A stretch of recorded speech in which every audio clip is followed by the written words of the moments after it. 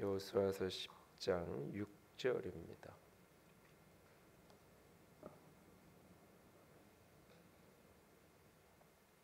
여호수아서 10장 6절에서부터 11절까지 6절에서 11절 말씀까지 6절에서 11절까지 다 함께 쭉 읽어 내려가겠습니다.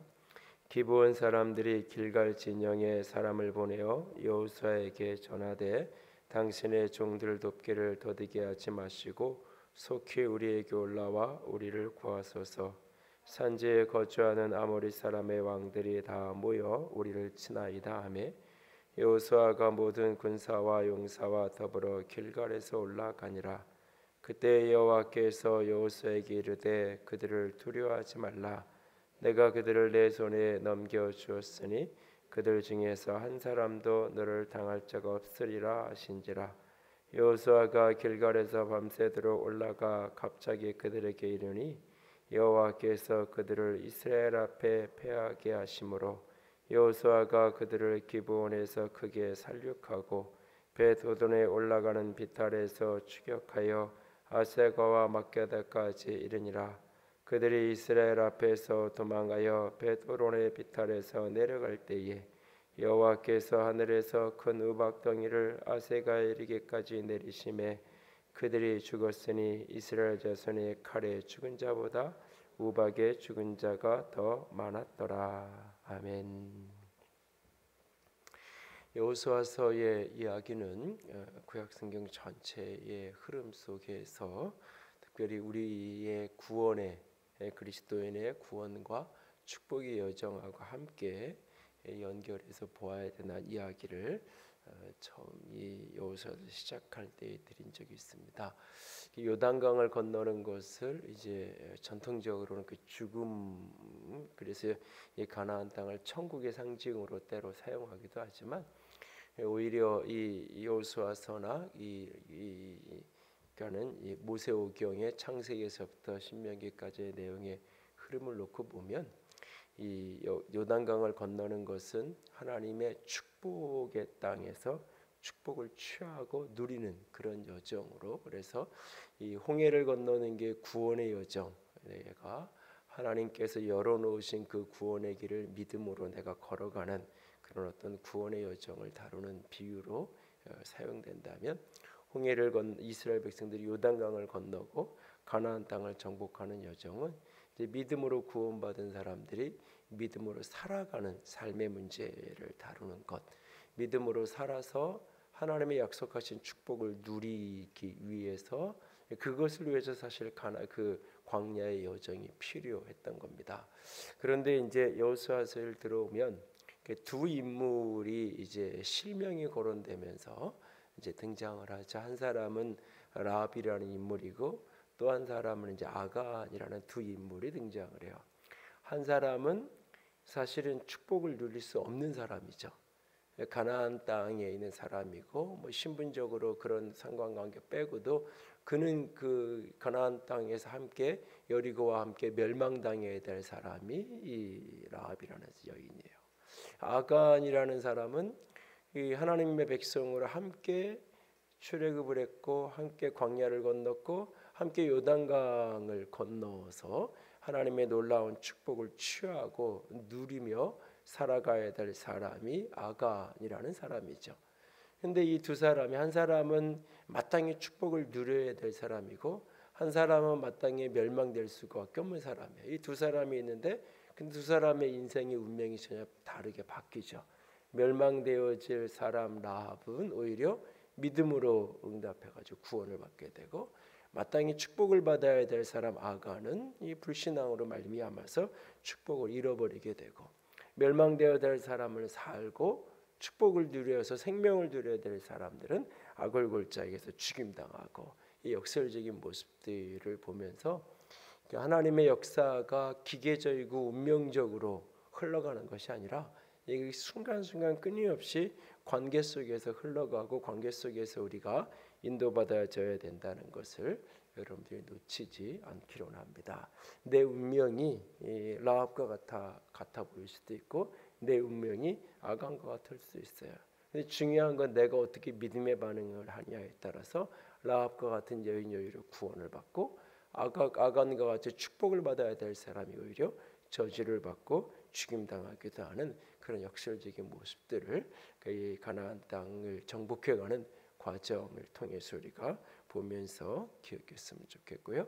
오늘은 이제 이 기브온과 관련된 이야기가 9장 10장에 이제 전개가 되면서 10장 이후에 이제는 이제 뒷부분에 15절 이후 16절 이하에는 이제 이스라엘 백성들이 이 가나안 땅의 남쪽 지역을 정복하는 이야기, 11장에는 북쪽 지역을 정복하는 이야기, 그 12장에 가면 정복한 왕들과 정복한 땅들의 목록들이 쭉 이렇게 언급되어지는, 13장에 가면 아직 정복하지 못한 땅들, 뭐 이렇게 그리고 이제 땅을 구체적으로 분배받는 이야기로 이제 이 스토리가 전개가 될 것입니다.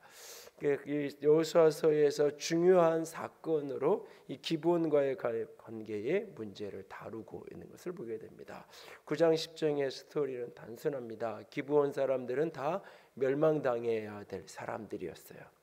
그런데 그들이 이제 두려워서 결국은 싸워서는 이스라엘 백성들을 이길 수 없다라는 생각을 갖게 되고 결국은 어떻게든 이렇게 이스라엘과 화친을 평화조약을 맺어서 살아남아야 되는데 그냥 정상적으로 평화조약을 맺어서는 허락해주지 않을 것 같으니까 이제 속여서 아주 인접한 지역에서 온 게 아니라 먼 데서 온 사람인 것처럼 거짓말로 속여서 결국은 이제 화친을 맺게 되죠.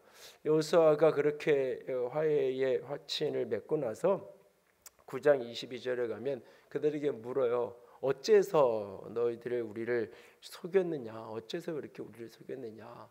이 하는 말이 이제 당신 종들이 당신들의 이야기를 들었는데 우리가 목숨을 잃을까봐 사실 심히 두려워서 우리가 이렇게 했다.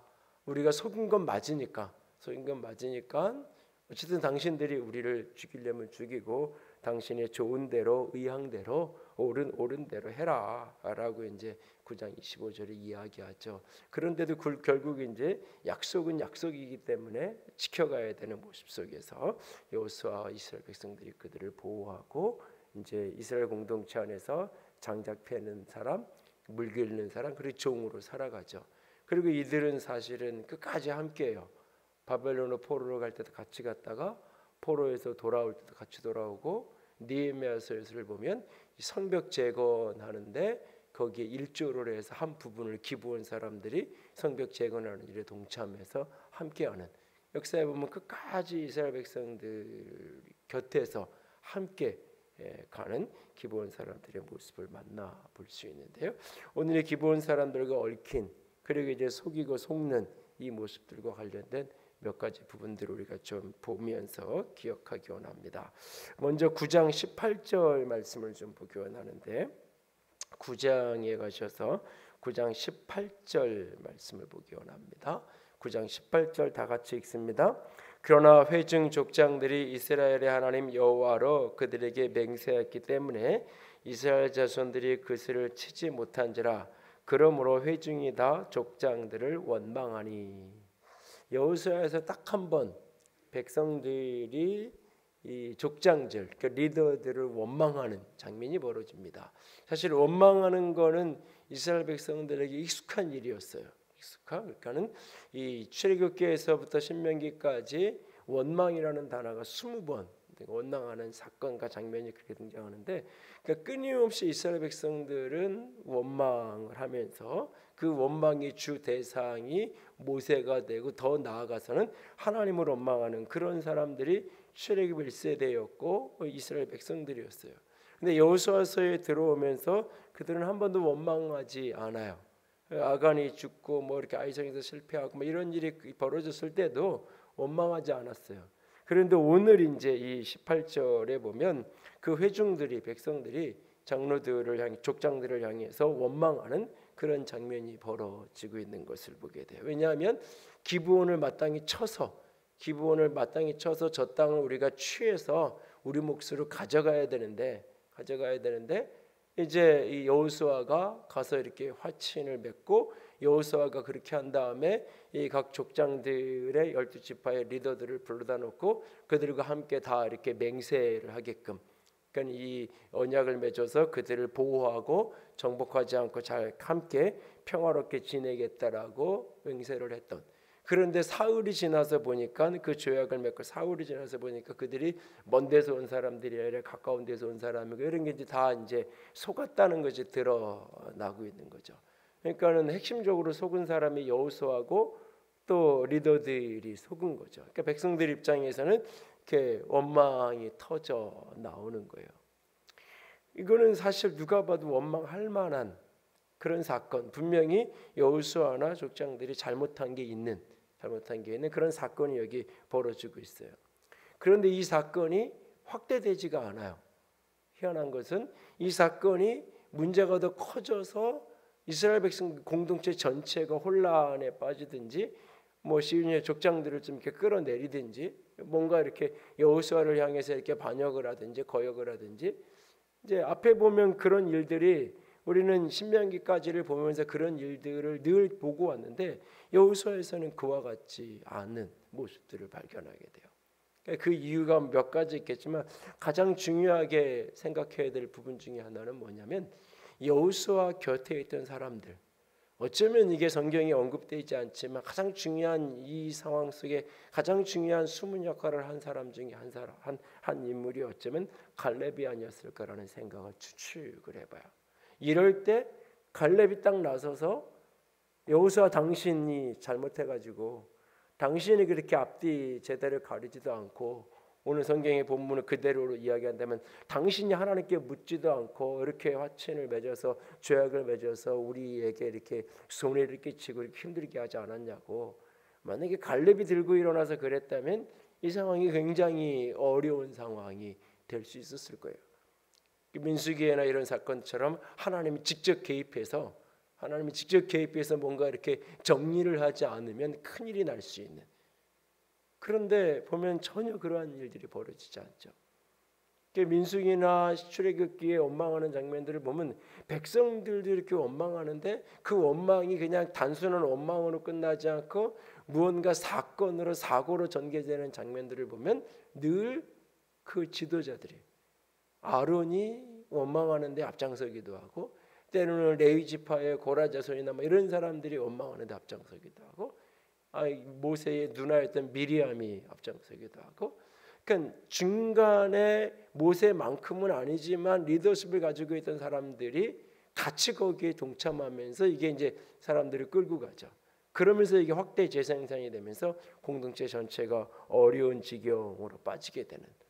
그러니까 원망하는 일이 벌어져도 이것이 특정한 대사 공동체 전체를 힘들게 하거나 또는 하나님에 대한 불신으로 발전하지 않는 데는 이 중간에 있는 리더십의 역할들이 굉장히 중요한 것을 볼 수 있어요. 그러니까 여호수아가 이렇게 사명을 감당하고 끝까지 갈 수 있었던 중요한 이유 중에 하나는 다음 주에 한번 살펴보겠지만 갈렙의 모습이에요.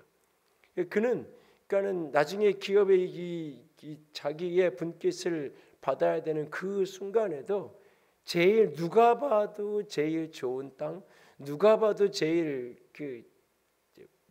다 갖고 싶어하는 그런 땅을 달라고 이야기하지 않고 누가 봐도 제일 험한데, 누가 봐도 제일 험지, 제일 안 좋은 땅, 그리고 더 많이 앞으로도 수고해야 되는 그런 곳을 자기 몫으로 달라고 이야기해요.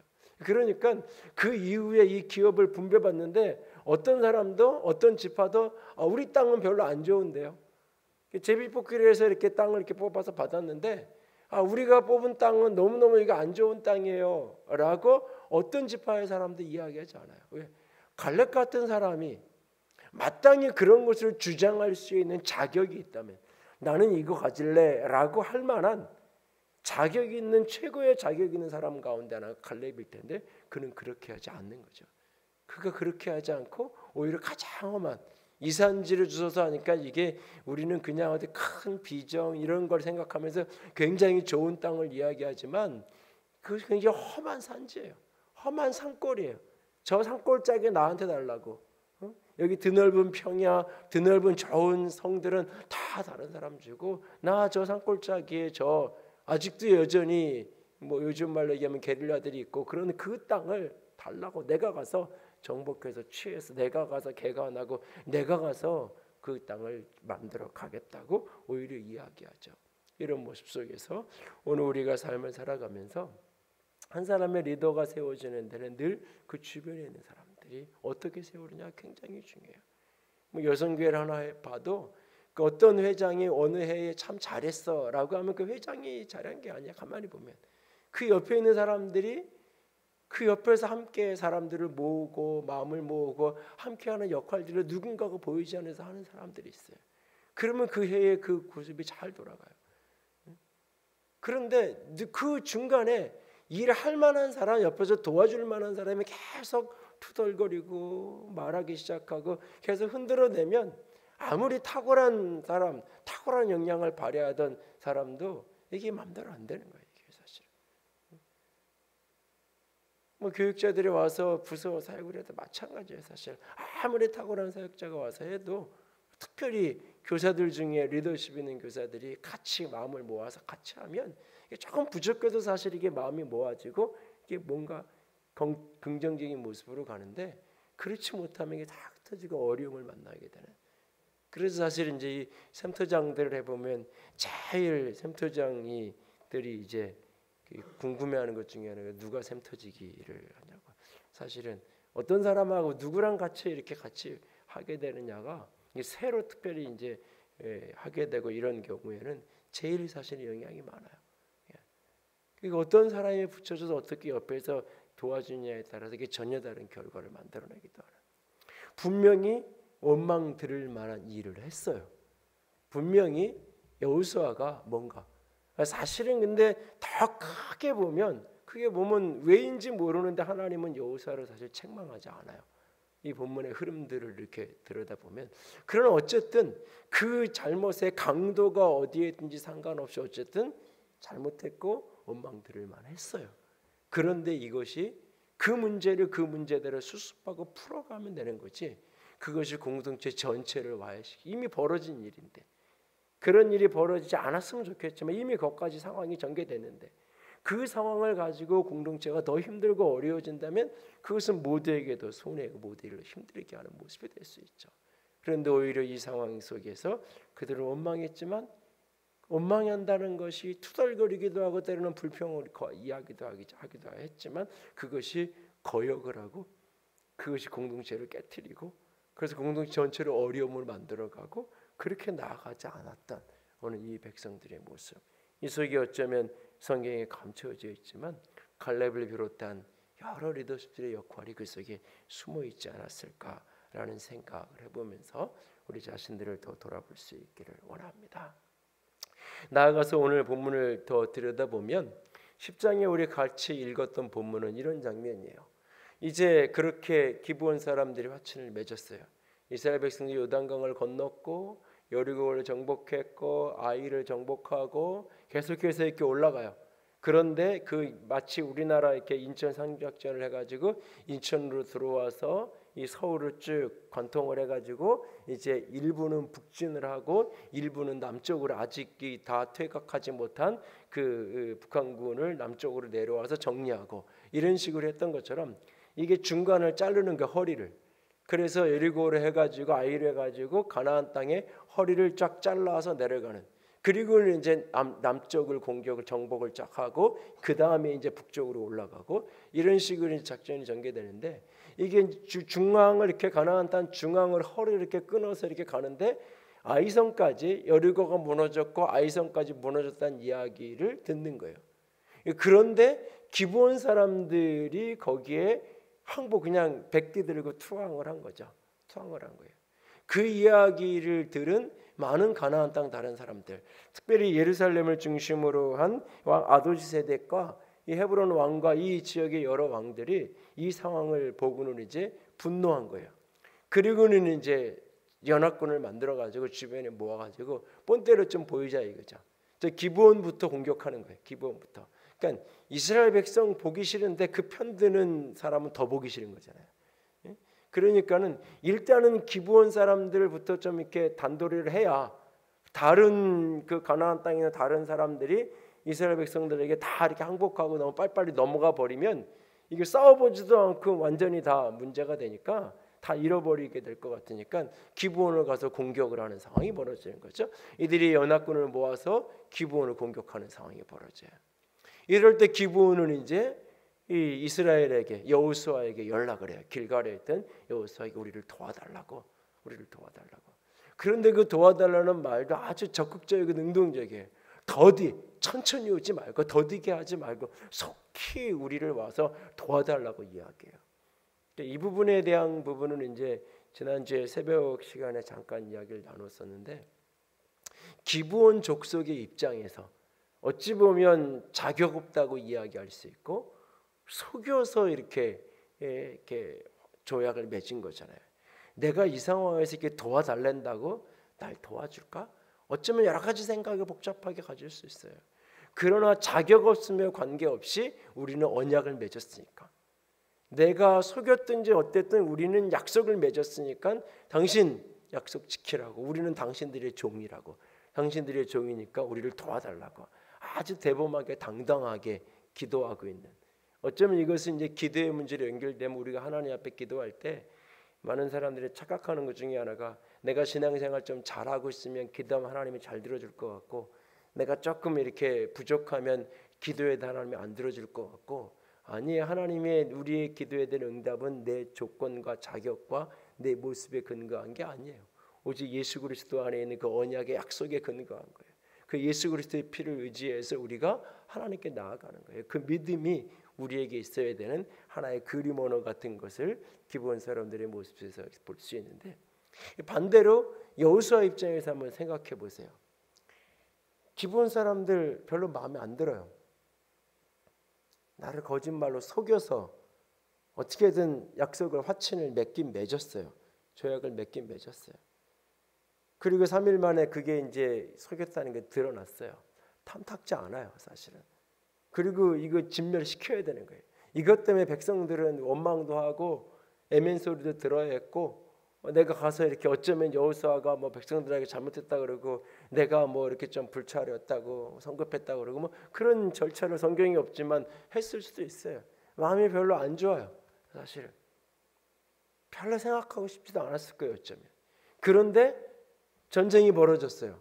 기브온 족속의 위기를 만나서 이제 공격을 하려는 공격받은 상황이 됐어요. 연락이 왔어요.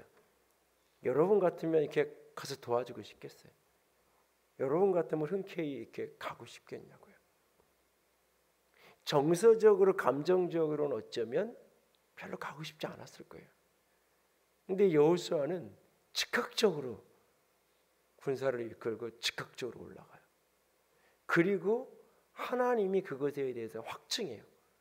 두려워하지 말라. 즉각적으로 가면서도 마음이 두려운 거예요. 지금 이제 기브온만 구하는 게 아니라 그 전쟁을 해야 돼. 제대로 된 전쟁을 이제 가나안 땅에서 처음 하는 거예요. 어쩌면 여리고성 정복할 때도 제대로 된 전쟁이 아니었고, 아이성 정복할 때도 사실은 이게 뭐 객관적인 전력에 있어서는 몇천 명만 가면 된다고 이야기할 만큼 아이성 자체가 큰 성이 아니었고, 어쨌든 그래도 거기서 아간 때문에 어려움도 겪어가면서 했어요. 근데 어쨌든 한 성과의 싸움이에요. 이제는 연합군들이 같이 몰려있는 그 싸움을 싸워야 돼요. 그 싸움에 여호수아가 군대를 입고 나가는데 굉장히 능동적이고 적극적이고 나아가요. 그러면서도 마음 한곳에서 한켠에서는 두려움도 있고 걱정도 있고 염려도 있었을 거예요. 하나님은 두려워하지 말라고 그들을 내가 너에게 붙였다고 말씀하세요. 저는 이 부분을 보면서 이런 질문이 생겨요. 여호수아가 물어보지 않았는데, 기브온 사람들이 도와달라고 연락이 왔을 때 하나님 가야 되나요? 말아야 되나요? 물어보고 하나님이 가라, 내가 붙였다. 그러면 올라가야 되는 거죠. 어쩌면 앞에서 9장에서 9장 14절에 하나님께 묻지 않았다는 것을 중요한 잘못으로 언급하고, 성경이 기브온과 화해 조약을 맺을 때 하나님께 묻지 않고 했다라고 하는 것을 어떻게 해야 될지 묻지 않았다는 것을 중요한 잘못을 언급하고 있어요. 근데 이번에는 묻지 않고 갔는데 하나님이 두려워하지 마, 내가 붙일게 라고 말해요. 여기서 우리가 생각해야 될 어떤 부분이 있어요. 우리가 하나님께 늘 물으며 살아가야 된다고 이야기해요. 하나님께 물으며 살아가야 되고, 특별히 이 10장의 이 부분을 빼놓고 9장만 우리가 퀴즈를 하거나 적용을 하고 생각을 하면, 여호수아와 이스라엘 백성들이 기브온과의 관계에서 묻지 않았고, 묻지 않아서 이렇게 실수를 했고 속았고, 그래서 어려운 일이 생겼고, 뭐 이런 부분으로 적용하면 우리가 하나님께 묻지 않는 게 잘못이고 그냥 역시 묻고 살아가야 되고, 그 인정해요. 그렇게 맞아요. 근데 여러분들 살면서 24시간 365일 항상 물어요? 그리고 물으면 즉각적으로 답이 와요? 즉각적으로. 교회를 오는데 하나님 오늘은 버스를 타고 갈까요? 택시를 타고 갈까요? 아니 하나님 어느 집사한테 전화하면 카풀을 좀 해줄 수 있을까요? 하나님 말씀 좀 해주세요. 딱 떠올랐어. 딱 전화했더니 마침 내가 그 앞에 지나가는 길이라고. 뭐 제가 가끔 이렇게 그런 실험을 집에 가다 할 때가 있는데, 주차장을 이렇게 딱 들어가다가 조금 좀 늦은 시간에 이렇게 9시 넘어서 들어가면, 제가 여기서 교회에서 이렇게 가면 지하 2층으로 들어가. 2층으로 들어가면 들어가는데 2층에 제가 이제 낮 시간에는 이제 주차가 이 엘리베이터 바로 앞쪽에 빈 자리가 종종 있어서 거기 되는데, 저녁 늦게 이제 9시 10시에 들어가면 거기가 없어요. 왜 지하 3층으로 내려가서 돼야 되는 게 일반적인 경험이에요. 3층으로 보통은 내려가는데, 어느 날 그 차 입구에 들어가, 하나님 2층에 뭐가 있을까요? 내가 그래서 어느 날 감동이 딱 오더라고요. 그래서 딱 2층으로 3층을 안 내려 딱 갔어요. 근데 진짜 엘리베이터 앞에 제일 좋은 자리에 내가 딱 금방 나가는 자리가 있더라고요. 딱 됐어요. 내가 영적이 됐나, 뭔가 보이나, 뭐 이런 생각을 이제 하면서, 그리고는 이제 며칠이 지나서 또 비슷한 시간에 들어갈 때가 돼서 부르다 하느냐 딱 하는데 이번에는 가니까 없더라고요. 그래서 괜히 한 바퀴 빙빙을 돌다가 한층 내려가고 그랬는데, 여러분 어떤 날은 물어야 되고 어떤 날은 묻지 않아야 돼요. 이게 물어야 되는 건 맞는데, 그 하나님께 묻고 살아가야 된다는 대원칙에 대해서 아닙니다, 하나님께 물을 필요가 없어요라고 말하는 사람은 아무도 없을 거예요. 모두가 다 인정해요. 그런데 우리가 삶의 현장에서 살아갈 때 이게 그거죠. 어떤 건 물어야 되고 어떤 건 묻지 않아도 되는지. 물었을 때 하나님이 어떻게 말씀해 주시는지, 이거는 더 어떻게 보면 고민거리고, 물었는데 이렇게 내적인 음성으로 오는 건지 뭔지, 이렇게 형태도 다양하고 성경도 굉장히 다양한 사례를 이야기하고 있고, 사도행전에 어느 날 제가 뒤지면서 천사가 와서 말해주는 거하고 성령이 말해주는 거하고 이게 어떤 패턴이 막 뒤졌는데 없더라고요. 하나님 마음이에요. 어떨 때는 천사를 보내시기도 하고 어쩔 때는 성령을 보내시기도 하고, 뭐 이게 잘 모르겠어요. 규칙이 있는 게 아니에요, 다시 말해서. 근데 그때마다 다 다를 수 있어요. 어떻게 해야 되나? 근데 이 장면에서는 왜 하나님이 정서적으로는 별로 가고 싶지 않은 그런 싸움이었는데, 그런데도 여호수아는 즉각적으로 올라간단 말이에요. 이것에 있어서 하나님은 긍정하고 칭찬하시고 오히려 승리를 보증하시고 함께하겠다고 말씀하세요. 그리고 갔더니 진짜 하나님이 승리하게 하시잖아요. 여호수아와 이스라엘의 칼에 죽은 적보다 하나님이 내린 우박에 죽은 적이 더 많았다고 얘기잖아요. 상식적으로 쉬운 얘기를 얘기하면 다 그 뭐 골프공만한, 그 어떤 야구공만한 우박이 떨어져서 그거 맞아가지고 죽은 사람이 이스라엘 백성들이 칼에 죽은 사람보다 더 많았다고 이야기하고 있어요. 그러니까 하나님이 직접 정리하시는 거잖아요, 직접. 근데 하나님이 올라가기 전에 하나님 어떻게 할까요? 기브온에 이렇게 연락이 왔는데 하나님 내가 가서 도와줘야 돼요, 말아야 돼요. 어쩌면 이럴 때 물어봐야 될 것 같지 않아요?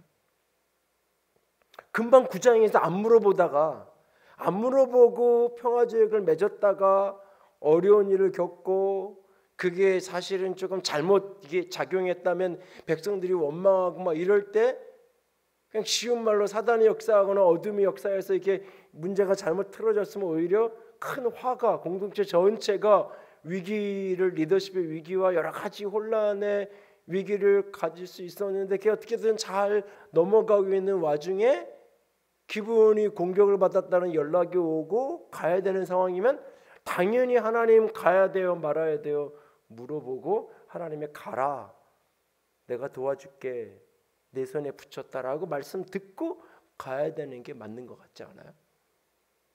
근데 그렇게 하지 않아요. 근데 오히려 하나님 확증을 해줘요. 두려워하지 말라고. 여기서 우리가 하나 기억해야 돼요. 하나님께 묻고 간다는 이야기를 하나부터 열까지 모든 것을 결제서를 내서 결제받듯이 해야 된다는 게 아니에요. 하나님이 말씀 속에서 우리에게 주신 하나님의 가치, 하나님의 원리, 그게 우리 속에 있어요. 하나님이 우리에게 지성을 주시고 이성을 주신 것은 거저 있는 게 아니에요. 하나님의 주신 지혜로 하나님의 주신 삶의 원칙과 기준에서 마땅한 것은 해야 되나 안 해야 되나 물어볼 필요가 없는 거예요. 내가 어느 상황에서 뇌물을 누가 이렇게 주는데 하나님 이걸 내가 받아야 돼요 말아야 물을 일이 아닌 거예요. 이게. 물어봐야 될 일이 아닌 거예요. 이게. 누군가가 지금 그 늪에 빠져가지고 허우적거리고 도와달라 그래요. 그런데 하나님 이 사람을 지금 내가 살려줘야 돼요. 내가 그냥 모른 척하고 지나가야 돼요. 이건 물어봐야 될 일이 아닌 거예요. 이미 여호와의 이름으로 언약을 맺었어요. 속아서 맺었든지 어쨌든지 여호와의 이름으로 하나님의 이름으로 이미 언약을 맺었어요. 그러면 속았든지 어떻게 했든지 그것은 하나님의 이름으로 약속을 맺은 거예요. 그랬으면 이미 동맹이에요. 그랬으면 이미 종이라도 내 가족이 내 식구예요. 그러면 내가 책임지는 거예요. 여기에 도와야 되냐 말아야 되냐 이거를 고민해야 될 이유가 없는 게 가야 되는 거예요. 이거는 하나님께 도와야 돼요 말아야 돼요 물어야 될 이유가 있는 게 아니에요. 그 이전에 하나님의 원칙은 뭐였냐? 가나안 땅의 모든 사람들을 진멸하라는 거였어요. 하나님의 명령이에요. 그거는 하나님의 말씀이 가나안 땅에서 모든 사람들을 누구와도 그들과 화해하거나 언약을 맺거나 하지 말라는 게 하나님의 말씀이셨어요. 그런데 이 사람들이 멀리서 왔대. 멀리서 왔다니까 이게 이 사람들이 가나안 땅에 속한 사람인지 아닌지 헷갈린단 말이에요. 혼돈이 온단 말이에요. 원칙은 다 멸해야 되는 거예요. 싸워야 되는 거예요. 그런데 멀리서 왔다 그래. 그리고 그냥 초췌하게 와가지고 아무런 힘도 없고 싸울 능력도 없는 것처럼 보이면서 그냥 이렇게 어떻게 보면 구걸하듯이 그냥 좀 이렇게 봐달라 그래. 그러니까 그냥 인간적인 정리로, 인간적인 감정으로. 하나님의 원칙은 다 멸해야 되는 거예요. 누구든지 상관없이 내 정리로 내 눈에 보이는 인간적인 상황으로 그냥 하나님의 원칙에 어긋나게. 근데 이게 멀리서 왔다 그러면 이게 되는 것 괜찮은 거 아닌가? 가까이서 왔다 그러면 안 되지만 멀리서 왔다 하면 이거는 가능한 게 아닐까? 이런 생각을 하게 되는 거죠. 그 사이에서 선명하지 않고 모르겠는 혼돈 속에 있는 그럴 때는 하나님 어떻게 해야 되나요? 물어야죠. 그러나 내가 언약을 맺었어요. 속아서 맺은 언약인지 뭐든 언약을 맺었어요. 그러면 지켜가는 거예요. 작년에도 제가 한번 이 속고 속이는 문제에 대한 주일날 설교 한번 드린 적이 있죠. 많은 사람들이 내가 속았다라는 사실이 변명이 자꾸 돼요. 상대방이 나를 속였고 그러니까는 상대방이 잘못한 거고 나는 억울한 거라고 착각해요. 아니에요. 이 결혼 생활이 행복하지 못한 이 가정이 어려워지는 중요한 이게 고비고비 넘어가면서 이게 다뤄지지 않 그걸 잘 극복해내지 못하면 결국 가정이 세월이 아무리 가도 힘들어지는데 그 중에 하나가 뭐냐면 어느 순간 내가 속았다고 느낄 때가 있어요. 상대방이 의도적으로 속인 거든지 내가 그냥 그렇게 믿었는데 속은 거든지, 이 사람 만나면 술 때문에 힘들지는 않겠다 생각했는데, 결혼하는 그 전엔 그래서 술 안 먹는 사람이었는데 어느 날 보니까 나중에 술을 먹어서 술 때문에 나를 자꾸 힘들게 해. 나는 이 사람 만나고 이 사람하고 결혼하면 적어도 술 때문에는 내가 힘든 일을 겪지 않을 줄 알고 살았는데 내가 속았어. 저 사람이 저렇게. 만약에 이런 경우라면 이거는 상대방이 의도를 가지고 나를 계획적으로 속인 게 아니죠. 그냥 내가 속았다고 느끼는 거예요.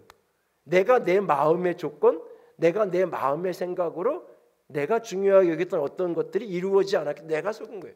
이 사람 만나면 적어도 먹고 사는 문제는 걱정 없겠다 싶었는데 어느 날 보면 이 사람하고 결혼하면 교회 가는 거는 뭐 그래도 어쨌든 잘 믿는 건 아니어도 나 교회 가는 것만은 뭐 크게 뭐라 그러지 않겠다 싶었는데 어느 날 안 그럴 수 있단 말이죠. 상대방이 의도한 것은 의도하지 않은 것은 내가 속았다고 느끼는 어떤 순간이 있어요. 그럴 때 끊임없이 원망하고 저 사람 때문에 내가 이렇게 됐다라고 하는 이 문제가 해결되지 않는 한 그 다음 단계로 나아가지 못해요. 속은 건 내 잘못이에요. 내 잘못이에요. 인간은 하나님이 만드신, 하나님이 주신 저 여자 때문에,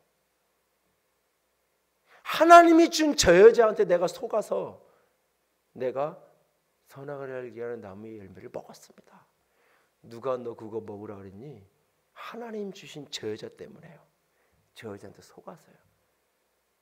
저 뱀 때문에 간교한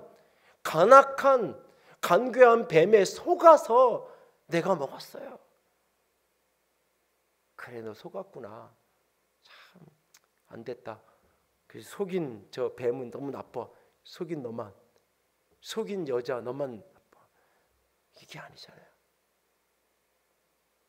그 모든 죄의 가장 큰 책임은 아담에게 있다고 성경은 오히려 이야기하잖아요. 오히려 아담에게 가장 큰 죄가 있다고 성경은 이야기해요. 그 창세기 3장의 스토리 중에 뱀도 하와도 아닌 아담에게 가장 큰 죄에 대한 책임을 하나님은 묻고 계세요. 속았다고 해서 내 속은 내 죄가 변명거리가 되는 게 아니에요. 속은 내게 잘못이 있는 거예요. 속은 내게. 그래서 속았다고 얘기할 때 왜 내가 속을 수밖에 없었는지, 왜 내가 속았는지를 철저하게 돌아보고 회개하고 속은 원인을 찾아서 고쳐내야 그 다음에 속지 않는 거예요. 그 다음에 속지 않는 거예요. 안 그러니까 계속 속는 거예요. 계속 속는 거예요. 이 사람 만나 사귀다가 속아서 힘들면 또 저 사람만 속이고, 이런 사업한다고 하다 이 사람 때문에 속았는데 비슷한 사람 또 만나서 또 속고, 사기 당하는 사람이 상해요. 이상하게 보면 속는 사람이 속아요. 왜? 속았는데 내 안에 있는 속을 수밖에 없는 원인은 들여다보지 않은 채로 자꾸 속인 저 사람만 악하다고 얘기하거든요. 똑같이 그 사람이 그렇게 속이는데 누군가는 안 속아요. 누군가는 똑같은 물건 가져와서 모아놓고 파는데 속이는데, 투자하라고 속이는데 누군가는 안 속아요. 거기 투자 안 해요. 나는 속아서 투자했단 말이에요. 상대방이 속인 거 맞아요. 그 사람 잘못대로 심판 받아야 돼요. 근데 나는 그러면 잘못한 게 없냐고요. 속은 나는 아니에요. 속은 나는 내 안에 속은 이유가 있는 거예요. 속은 이유가 있는 거예요. 그걸 들여다보고 그것을 고치고 그것을 철저하게 회개하고 돌이켜야 돼요. 그리고 속았지만 내가 책임지는 거예요. 속았지만 내 식구예요. 속았지만 내 식구예요. 속았지만 내 가족이 됐어요. 내 종이라도. 종이지만 내 물타리 안에 들어왔어요. 물 기르는 사람이고 장작 패는 사람이라 할지라도 우리 공동체 안에 들어왔어요. 그러면 위험을 당하는 것은 곧 우리가 위험을 당하는 거예요. 그러니까 물어봐야 될 게 아니에요. 하나님한테. 하나님 가서 내가 도와줄까요? 말아야 될까요? 그럴 문제가 아닌 거예요. 내 식구인데. 이미 내 사람이 됐는데, 내 사람이 공격받는데 이걸 뭐 물어보고 말해. 가서 같이 같이 힘을 합쳐서 같이 싸워야죠. 하나님이 거기에 도우시는 거예요. 힘든데, 아닌데, 그래도 내가 약속했으니까, 언약을 맺었으니까 그 언약을 지켜갈 때 하나님이 거기서 도우시고 일하시는 거예요. 내가 남편에게 속았고 아내에게 속았고 그래서 더 이상 결혼 생활을 못하겠고, 아니에요. 속았어도 상대방이 의도하고 계획한 것이었든지 그게 아니었든지 상관없이 속았어도 속은 내 죄가 있다는 것을 깨닫고 엎드려서 회개하고 돌이키고, 속아서 한 약속이라도 그 약속을 신실하게 지켜가면, 속아서 한 약속이라도 그 약속을 신실하게 지키며 내 몫의 십자가를 지고 걸어가면 하나님이 오늘 우박으로 그 싸움에서 기브온을 지킬 수 있도록 여호수아와 그 백성을 도우셨던 것처럼, 그리고 오히려 그것을 계기로 능동적으로 오히려 남쪽 지역을 정복해 갈 수 있는 계기가 되고, 오히려 가나안 땅 정복 전쟁 전체에 의도하지 않았지만 오히려 전환기적인 사건이 벌어져서 전세를 완전히 이스라엘 편으로 가져오게 되는 결정적인 사건이 오히려 돼버려요. 이 사건 이후에 급격하게 남쪽 지역이 정복되고 북쪽 지역이 정복되는 그런 모습으로 급격하게 이렇게 연합군을 만들어서 가도 하나님이 일하셔요. 우박이 떨어지고 저 달이, 저 해가 넘어가던 걸 멈추고 온 이스라엘 백성들이, 온 그 가나안 땅 사람들마다 다 그 이야기를 듣는 거잖아요. 그러면서 그 속에서 하나님이 그들을 지키고 이겨나게 이길 수 있도록 하나님이 붙들어 가시는 거잖아요. 오늘 우리의 인생 속에서 마땅한 걸 묻지 마세요. 마땅한 걸 묻지 마세요. 그건 감당해야 될 일인 거예요. 당연히 해야 될, 성경에 같이 하나님의 말씀에 마땅한 것을 하나님이 해도 되냐고 묻지 마요. 마땅히 해서는 안 될 일을 해도 되냐고 묻지 마요. 말씀에서 당연히 가라고 말씀하시는 그것을 순종하고 걸어가는 거예요. 그러나 그 과정 속에서 말씀 앞에서 이게 진짜 어떤 건지 모르겠네. 말씀에 아무리 비춰봐도 어떤 것인지, 이것도 선이고 이것도 선이고 이것도 좋은 거고 이것도 좋은 건데 어찌 될지 모르겠을 때 하나님 어떻게 해야 될까요? 오른쪽으로 가야 될까 왼쪽으로 가야 될까 물을 때가 있겠죠. 그러나 인생의 많은 부분은 대로 마땅히 가는 거예요. 그 마땅히 걸어가야 될 것 중에 하나가 뭐냐면 내 언약에 신실하게 지켜가는 거예요. 언약을 지키는 거예요. 약속을 지키는 거예요. 약속을 지키는 거예요. 하나님이 약속하시고 하나님이 책임지는 거죠. 그게 언약이잖아요. 오늘 우리도 하나님께 그렇게, 하나님도 우리도 그렇게 하나님께 약속하고 약속한 걸 지켜가는, 그것이 인간관계 속에서 내가 누군가와 약속하면, 내 말의 무게로 약속하면, 내 인격의 무게로 약속하면 그 약속을 지켜가는 거예요. 그 책임을 내가 감당해 가는 거예요. 때로는 속아서 한 약속조차도 하나님 앞에 감당해 갈 때 하나님이 감당할 능력을 주시고, 때로는 피할 길도 주시고 하나님이 길을 열어 가실 거예요. 그 하나님 붙들고 오늘도 약속의 신실함, 속았다는 것이 변명이 되고 핑계가 되는 것이 아니라 주님을 더 붙들고 엎드릴 수 있는 저 여러분이 될 수 있기를 부탁을 드립니다. 함께 찬송합시다.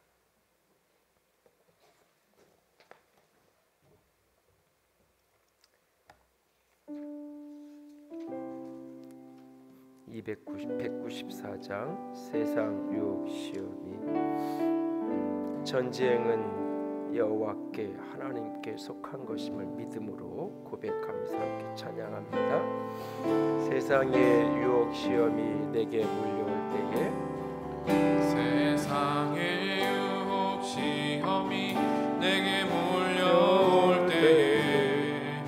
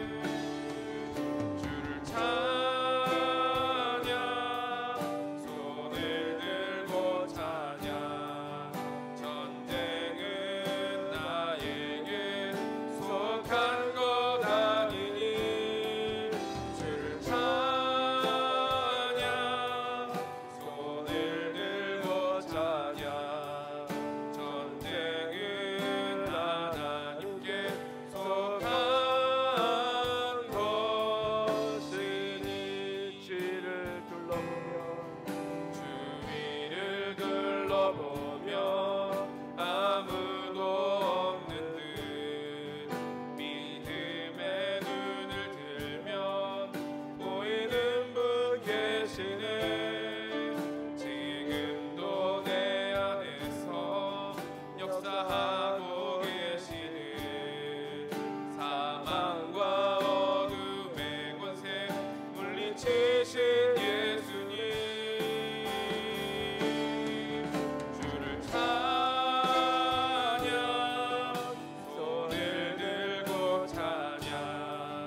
전쟁은 나에게 속한 것 아니니.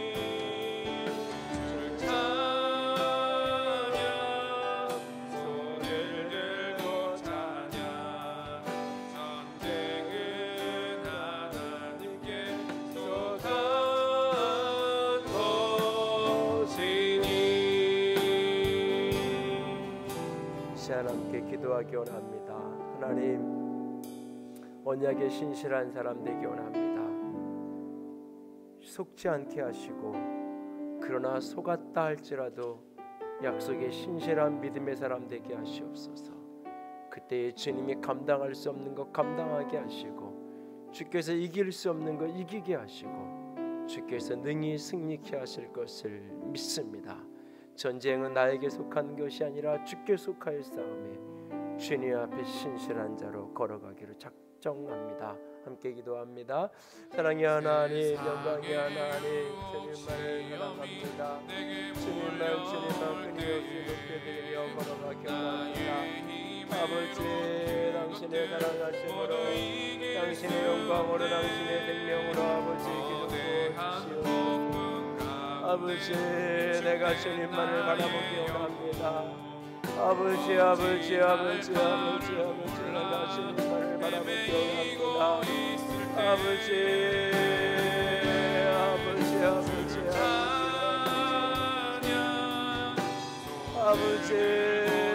당신의 사랑으로 나를 부으시옵소서. 아버지, 당신의 사랑으로 나를 부으시옵소서. 아버지, 당신만을 바라보기 원합니다. 신실한 주님만을 바라보기 원합니다. 아버지, 끝까지 아버지 하나님 앞에서 속지 않게 하시고, 속았다 할지라도 그에서 나를 올 수 있게 하시고, 하나님 앞에 참된 사랑과 참된 믿음과 참된 열정과 참된 아름다움과 참된 거룩한 가운데 믿음의 길을 걸어갈 수 있도록 아버지 도와주세요. 아버지 붙들어주세요. 하늘의 영광과 하늘의 사랑, 사랑하심과 거룩한 열정을 아버지 도우시옵소서. 아버지 도우시옵소서. 하나님께 속하시니.